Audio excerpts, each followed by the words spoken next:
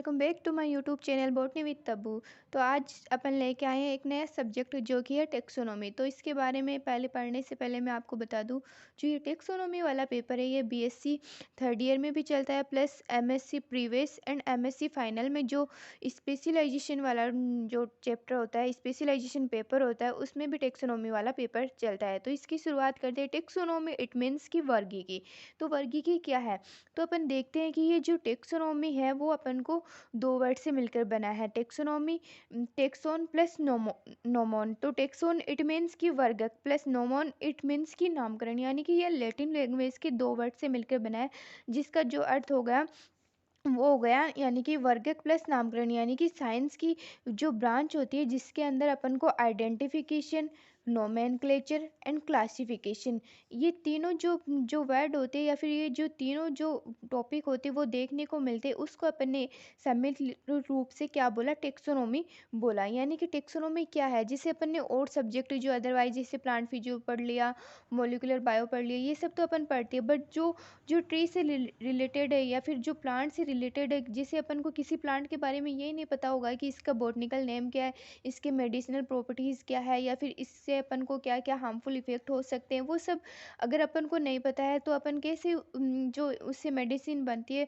या फिर और जो अदर प्रोडक्ट बनते हैं उनके बारे में जान पाएंगे। तो टेक्सोनोमी एक ऐसी ब्रांच है जिसमें अपन को इन सब की स्टडी देखने को मिलेगी। यानी कि इन सब की स्टडी किसके द्वारा पॉसिबल है? टेक्सोनोमी के द्वारा पॉसिबल है। ये मतलब एक तो जिसे सबसे प्रिमिटिव ब्रांच थी, क्योंकि इसका जो यूज है वो बहुत कम देखने को मिलता है, बट ये सबसे अगर अपन देखें तो ये सबसे एडवांस ब्रांच है, बिकॉज इस ब्रांच के द्वारा ही अब जो और ब्रांच है उनकी स्टडी पॉसिबल हो पाई है। तो चलिए स्टार्ट करते हैं।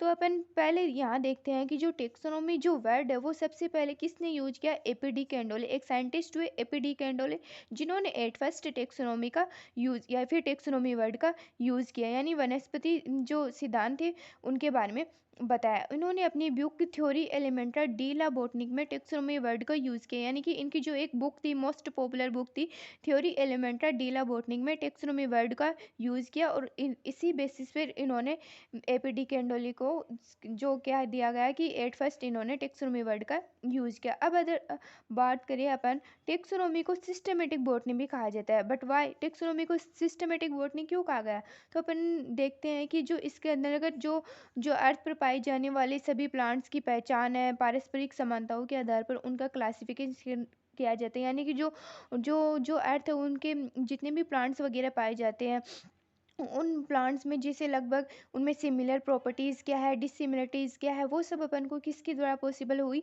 सिस्टमेटिक बॉटनी के द्वारा पॉसिबल। तो अपन ने टेक्सोनोमी को सिस्टमेटिक बॉटनी भी बोला। अब अपन बात करते हैं जेफरी 1968, यानी कि जेफरी 1968 के अकॉर्डिंग किसी प्लांट स्पीसीज का nomenclature, identification plus classification taxonomy के अंतर्गत किया जाता है। इट मीन्स कि जो जेफरी नाम के साइंटिस्ट हुए उन्होंने क्या बताया? उन्होंने ये बताया कि जो भी कोई प्लांट स्पीसीज है उसका जो नोमेनक्लेचर इट मीन्स की नामकरण हो गया, आइडेंटिफिकेशन उसकी पहचान, क्लासिफिकेशन यानी कि उसका वर्गीकरण किस तरह से किया गया, वो सब अपन को किस ब्रांच में देखने को मिला? टेक्सोनोमी के अंदर देखने को मिला। अब बात करते हैं जो जेफरे की डेफिनेशन थी जो कि उन्होंने यहाँ बताई थी कि नोमेनक्लेचर, आइडेंटिफिकेशन एंड क्लासिफिकेशन जिस ब्रांच में किया जाता उसको उसने क्या बोला? टेक्सोनोमी बोला। तो जेफरे की डेफिनेशन को लॉरेंस ने भी महत्व यानी कि इंपॉर्टेंस दी, और जिसके आधार पर उन्होंने बताया कि टेक्सोनोमी तथा सिस्टमेटिक बॉटनी दोनों एक दूसरे से पर्यायवाची न होते हुए भी एक ही कार्य की, मतलब इन दोनों को अपन अलग अलग नहीं रख सकते कि अपन ये बोले कि टेक्सोनोमी अलग है प्लस सिस्टमेटिक बॉटनी अलग है। ये दोनों एक दूसरे से इंटर रिलेटेड है। यानी कि जो डेफिनेशन अपन ने सिस्टमेटिक बॉटनी के लागू की थी वही टेक्सोनोमी पर भी लागू होती। इस तरह से ये एक दूसरे के पर्यायवाची न होते हुए क्या है, एक दूसरे के जो समान होते हैं वही है। तो इसको अपन ने टेक्सोनोमी को सिस्टमेटिक बॉटनी में बोला।